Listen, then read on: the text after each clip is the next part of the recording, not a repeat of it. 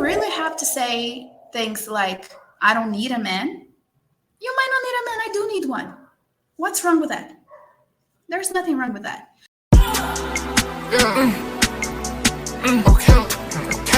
Okay.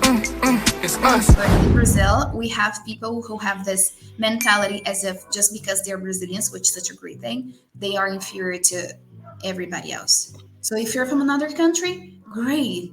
Gringo, great. Let's talk to the gringo. Let's please the gringo. Oh, I'm a Brazilian. Oh, I suck. I'm Brazilian. You were raised with this mentality. Oh, we're the best. This is the best country. We're the people. Here, it's totally the opposite. It's the opposite way.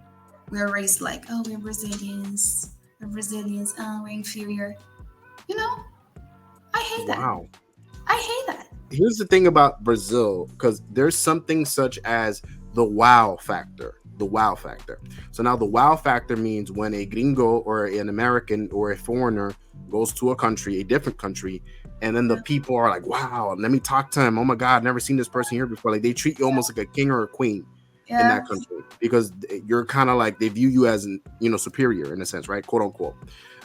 When I went to Brazil, I felt like I got half and half of that. Like, there were Brazilians. Yeah, it was half and half. How was it? So in Rio de Janeiro and São Paulo, I felt like there were some people that like, oh, you're gringo, cool. All right, whatever. Like, they didn't really care about it. Like, we're like, all right, good, you're gringo. But then there are other people that are like, oh, you're a gringo. Oh my God. Like, I had, certain waiters like come up to me to talk to me and try to practice their English with me. I had people just approach me in the street to talk to me because they saw me speaking English. So it was like half. About Brazil is Brazil so diverse. Yes. Like, in terms of like people, it's diverse. Like, I have so many friends from Brazil, and some of them are black, some of them are white, some of them are ginger, some of them are blonde, some of them all different types of people. That is true. Like, in my family, I am white. I am most transparent, because if you look in well, you could just see everything here on me. And my mom is white, but my dad is black. Wow. And the whole family of my dad is black. Wow. But all my family have true gingers too. There's 7 true gingers, and a black persons, and a white persons, and have an Indian persons. There's all together. There's a mix. Cool. Because one of my friends, she's Japanese Brazilian. I didn't even know that was a thing in Brazil. I didn't know there was a big Japanese culture there. Like, a community. Have a Japanese with Brazilian, the Dutch and Brazilian. Yeah. So do you think that Brazilians prefer to date a foreigner over a Brazilian? To date? Yeah. No, it's the opposite. It's the other way around. Brazilians love to date Brazilians because of the culture.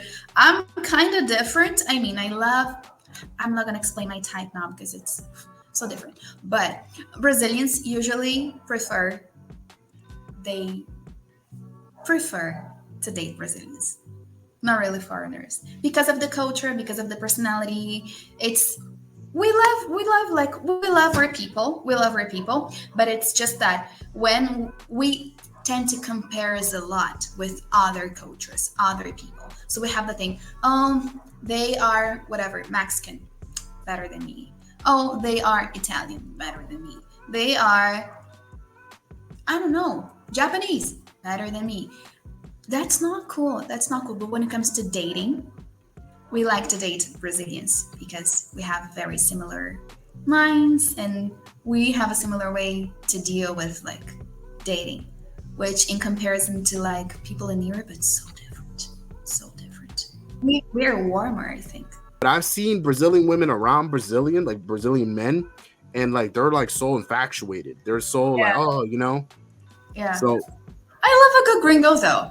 I love it. I've had gringo boyfriends. I love a good gringo, but I also love Brazilian guys. Yeah, I get that because it's you share the same culture, and on top of that, I feel like Brazilian men are probably more outgoing than American men. Do you think? Yes, they are just a little bit more audacious.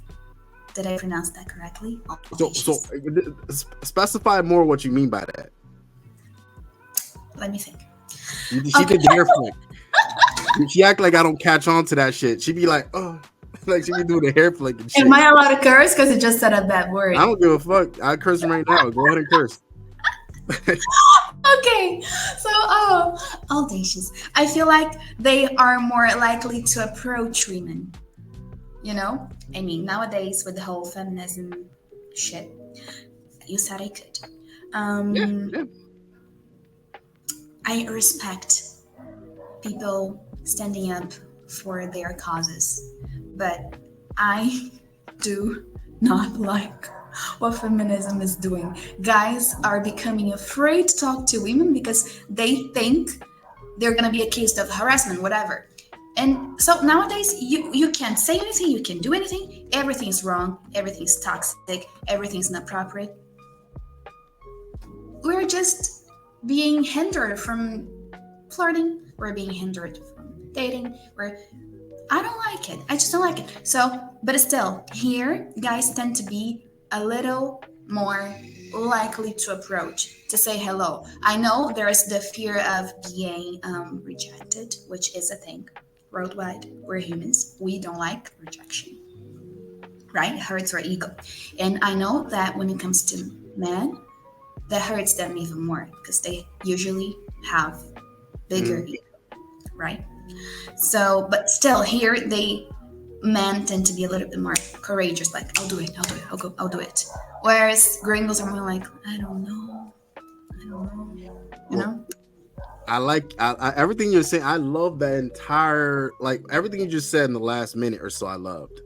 There's a lot of things to hit on from there, but I want to talk about the last thing you said because I agree. I think Brazilian men would probably be more courageous or more willing to talk to local women than, let's just say, a foreigner would. In my experience, there would be certain points where I would see a girl by herself right next to me, looking at me and everything. My thing was, I was like a little hesitant on approaching them because of the language barrier. So I was like, I don't know if I want to approach her because, like, if I do approach her and she doesn't know English like that, and I barely know Portuguese, how are we going to communicate? That's going to be a little awkward. You know, so I think a lot of Americans think the same, to where it's like, and on top of that, in America, feminism is I know feminism. I almost messed up on that word. I'm feminism. So happy to talk to because today I cannot. I don't know what's going on, Camilla. I guess it's not our day. I don't know what's going on. But feminism in the United States is very big. It's a huge thing in the United States, to where it's done good, but it's also done a lot of bad. I think every movement, every agenda does good and it does bad. There's no such thing as something that's entirely good and entirely bad. There's both. And we have to be conscious of that. I'm not going to shit talk feminism because it has done a couple of good things. However, there are bad things I need to talk about. And one of them is what you said. And that's that men are too scared to approach women because feminism has taught men here in the United States, I don't know about Brazil, but the United States has taught men that, oh, if you approach a girl, you're a perv, you're a creep. How dare you approach her? She doesn't want you. Women don't want you. Women, you know, she's strong and independent. She don't need no man. So men have gotten over the years to this point where they feel less than. They feel like they don't feel as confident because the thing is, they feel like, oh, like they don't want me. Like even if I do approach, she's gonna, like, you know, think I'm a creep or something, or a perv or whatever, call the cops on me or whatever. Like, it's gotten to the point, Camilla, where some men have gotten the cops called on them for approaching a woman here in the United States. Did you know that? No, I didn't know that. It makes me truly very sad. I just think that anything that becomes radical is very dumb. So I hear I hear feminists nowadays, and I see posts and everything, but a lot of them just sound so dumb. Why so dumb? So it is a nice movement. Great, let's do nice things, because toxic masculinity is not good at all. It's not a thing. Should never be. We should, like, you know, stand up for ourselves. But do we really have to say things like, I don't need a man? You might not need a man. I do need one. What's wrong with that? There's nothing wrong with that. I believe nowadays women think that they are empowered, which is not like a trendy word, right? I'm empowered. Oh, They tend to say that they are empowered and that they don't need a man and that they can go, like, they can sleep with a guy they don't even know if they want to. And yes, they're free. Oh. But is that a good thing for you to meet a guy at a bar and just sleep with him? Oh, it's fine. It's fine. We're not even friends. I don't even have his number, whatever. I just want to sleep with him. Oh, I don't need a man. I work and I have this and I have that. Don't talk to me. I don't want to know your name. That is dumb and that is arrogant. And that is honestly, in my opinion, just hurting our culture and hurting relationships. We are afraid to talk to one another. That's not cool. Who said hi to me? Yeah, so gang stalking clip says, hi, Camilla. And see, you have your fans, Camilla. They coming through for you. Hi. You know, they love you out here, man. They love you in these streets. You know,